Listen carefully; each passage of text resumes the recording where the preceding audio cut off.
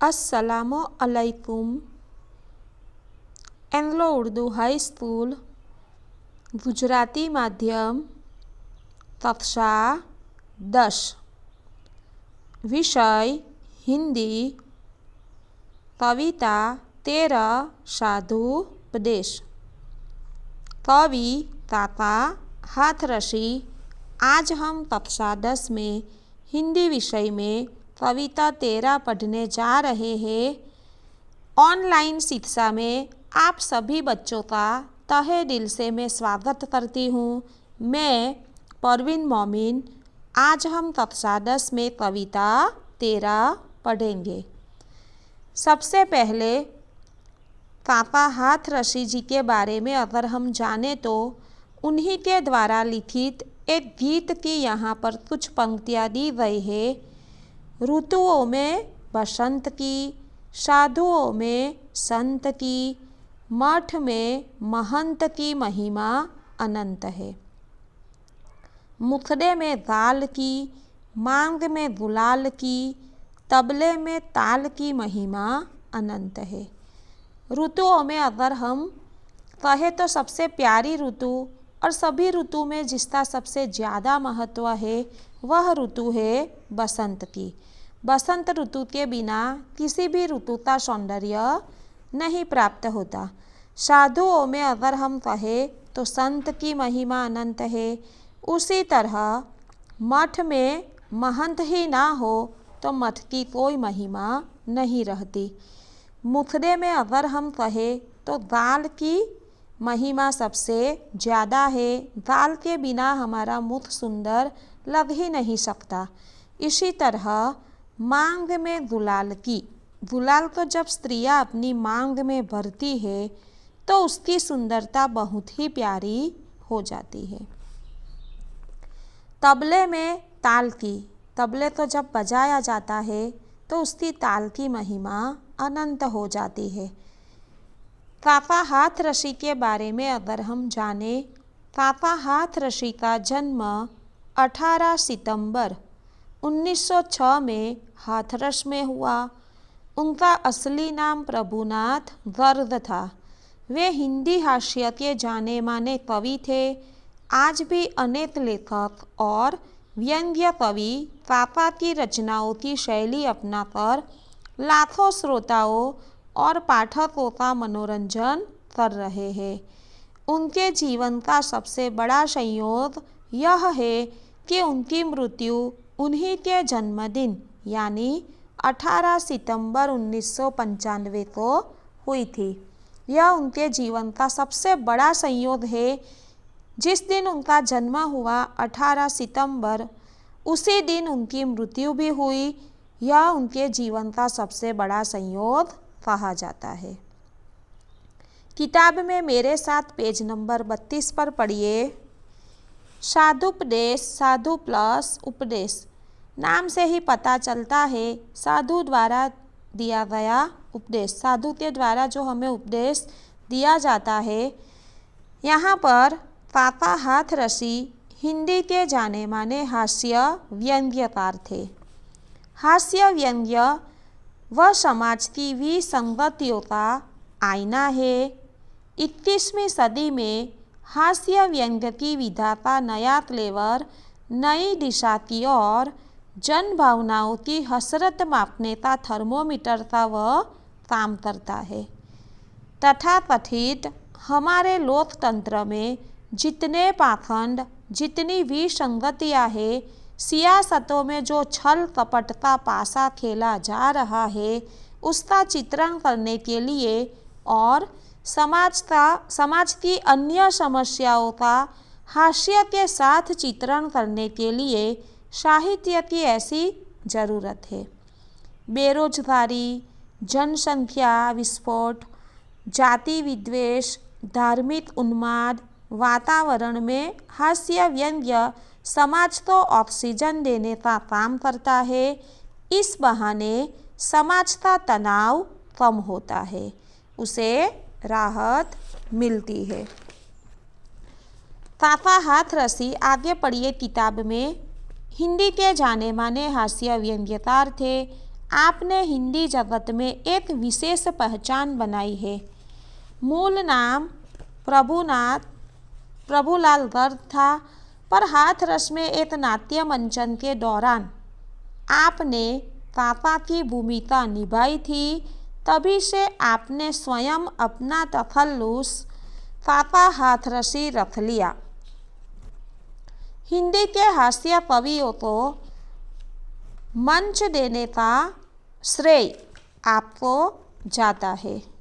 जहाँ कहीं भी हास्य कवि सम्मेलन आयोजित होते थे, वहाँ पापा की अनिवार्य अनुपस्थिति होती थी। हिंदी की सुविख्यात पत्र पत्रिकाएँ यथा धर्मयुद्ध, साप्ताहिक हिंदुस्तान, वीणा आदि में आपकी रचनाएं नियमित रूप से प्रकाशित होती रहती थी। कुल मिलाकर आपके नाम 42 संकलन मिलते हैं। व्यंग्य हास्य के क्षेत्र में आपके सुपुत्र निर्भय हाथरसी का नाम भी प्रसिद्ध है।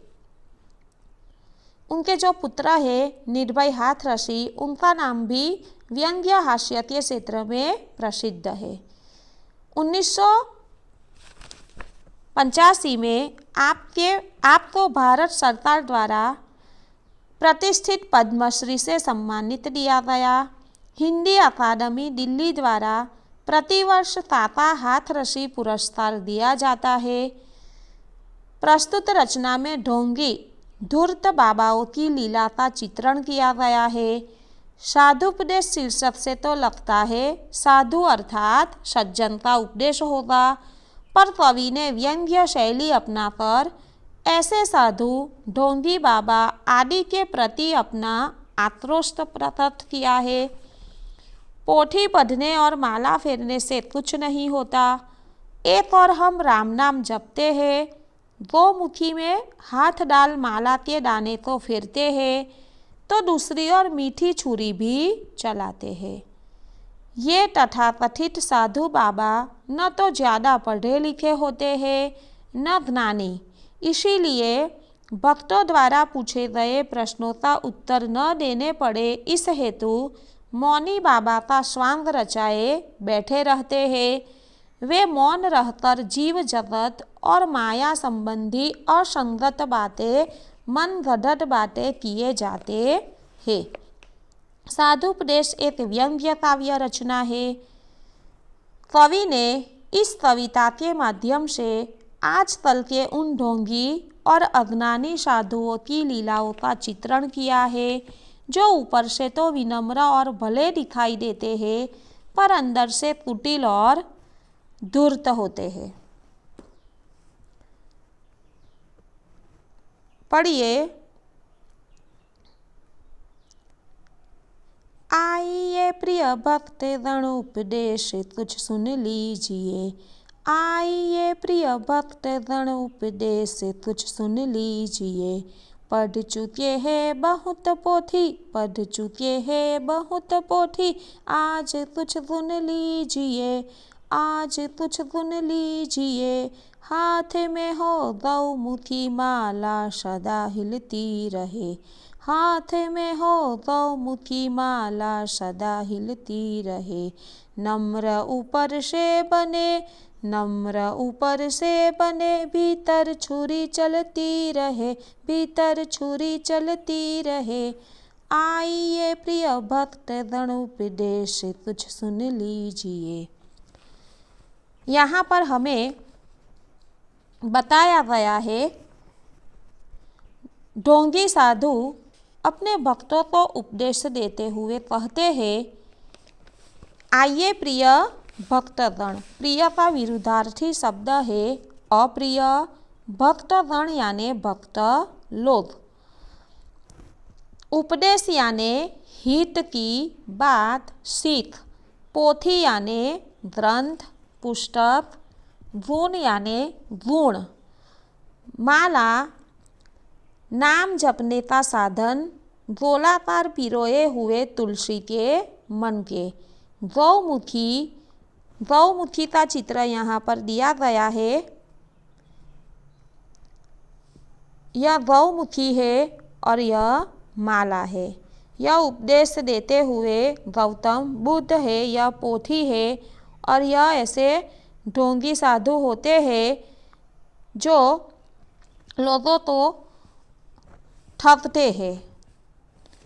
यहाँ पर हमें बताया गया है ढोंगी साधु अपने भक्तों को उपदेश देते हुए कहते हैं, आइए प्रिय भक्तगण, उपदेश कुछ सुन लीजिए, यानी हम जो सीख आपको देने वाले हैं वह सुन लीजिए। पढ़ चुके हैं बहुत पोथी, आज कुछ गुण लीजिए कि अब तक आपने बहुत ग्रंथ, बहुत पुस्तक पढ़ चुके हो आप, लेकिन आज हम जो आपको कुछ गुण देने वाले हैं वह लीजिए। ढोंगी साधु अपने भक्तों को उपदेश देते हुए कहते हैं कि आप लोगों ने यूँ तो अनेक ग्रंथ, अनेक पुस्तकें पढ़ी होगी, आज आप मेरे भी कुछ गुण ले लीजिए। हाथ में हो गौमुखी, यहाँ पर गौमुखी जिसके अंदर माला रखकर नाम स्मरण किया जाता है, माला सदा हिलती रहे, यानी आप अपने हाथ में हमेशा माला लेकर गौमुखी में उसे फिराते रहिए। नम्र ऊपर से बने, भीतर छुरी चलती रहे। इसका मतलब क्या है? ताकि लोगों को यह लगे कि आप ईश्वर के नाम का जाप करते रहते हैं। इसके अलावा ऊपर से आप ऐसा दिखावा करते रहिए कि आप बहुत विनम्र है, लेकिन अंदर से आप छल कपट करने से मत चूकिए।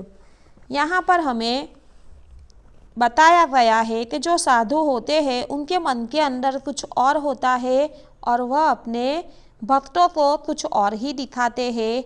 उनके मन के अंदर जो कुछ चल रहा है, छल कपट, वह हमें दिखाई नहीं देता। यहाँ पर व्यंग्य किया गया है उन साधुओं पर कि आप गौमुखी में माला रखकर फिराते रहिए, ताकि लोगों को यह लगे कि आप ईश्वर के नाम का जाप करते हैं। आप ऐसा दिखावा करते रहिए, बाहर से विनम्र बनिए, दयालु बनिए, लेकिन अंदर से छल कपट करने में मत चूकिए। छल कपट भले ही करो, लेकिन ऊपर से जो दिखावा है माला लेकर फिराते रहना और विनम्र बनना, यह तो करते ही रहिए। धन्यवाद। अगले वीडियो में हम इस कविता को आगे पढ़ेंगे। तब तक आपको इस कविता को पढ़ना है, साथ ही अपनी कॉपी में इसका लेखन करना है।